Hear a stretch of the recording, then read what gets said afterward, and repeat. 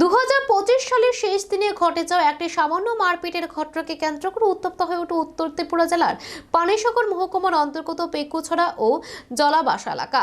মুহূর্তের মধ্যে পরিস্থিতি সাম্প্রদায়িক দাঙ্গার রূপ নেওয়ার আশঙ্কা তৈরি হলেও প্রশাসনের তৎপরতায় বড়সড় অঘটন এড়ানো সম্ভব হয়।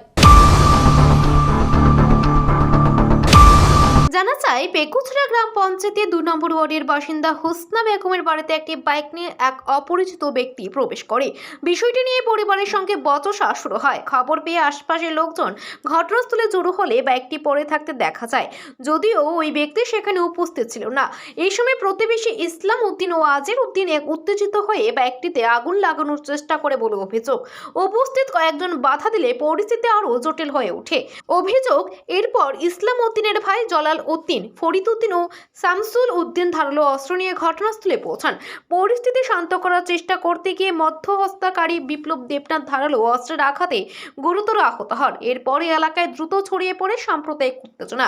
খবর পেয়ে ঘটনাস্থলে পৌঁছান পানিসাগর মহকুমা শাসক সুশান্ত দেববর্মা, উত্তর জেলার অতিরিক্ত পুলিশ সুপার কমল দেববর্মা, মহকুমা পুলিশ আধিকারিক ও পানিসাগর থানার ওসি গৌরপদ দেবনাথ। বিশাল পুলিশ ও টিএসআর বাহিনী মোতায়েন করা হয়। পরিস্থিতি নিয়ন্ত্রণে আসে। ঘটনার রাতে পুলিশ অভিযুক্ত ইসলাম উদ্দিন ও তার ভাই জলাল উদ্দিনকে গ্রেফতার করে। পাশাপাশি TR 05931 নম্বরের বাইকটি থানার হেফাজতে নেওয়া হয়। পরবর্তী সময়ে আহত বিপ্লব দেবনাথ পানিসাগর থানায় লিখিত অভিযোগ দায়ের করেন। অভিযোগে রফিক উদ্দিনের 4 পুত্র ইসলাম উদ্দিন, জলাল উদ্দিন, ফরিদ উদ্দিন ও শামসুল উদ্দিনের নাম উল্লেখ করা হয়েছে। এদিকে বৃহস্পতিবার দুপুরে পানিসাগর বিধানসভা কেন্দ্রের বিধায়ক বিনয় ভূষণ দাস ঘটনাস্থল পরিদর্শন করেন এবং স্থানীয় পঞ্চায়েত নেতৃত্বদের সঙ্গে বৈঠক করে শান্তি ও সৌহার্দ্য বজায় রাখার আহ্বান জানান। বর্তমানে এলাকায় পর্যাপ্ত পুলিশ মোতায়েন রয়েছে। পরিস্থিতি নিয়ন্ত্রণ থাকলেও পেকুছড়া ও জলাবাসা এলাকায় এখনো চাপা উত্তেজনা বিরাজ করছে। Bureau report, Asian Times.